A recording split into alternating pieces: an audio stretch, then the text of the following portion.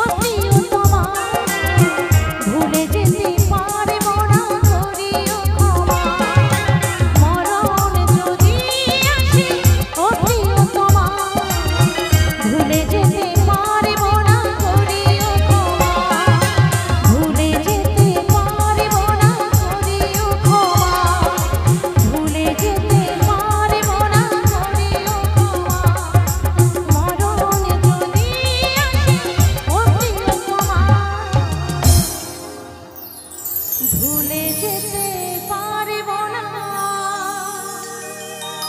করি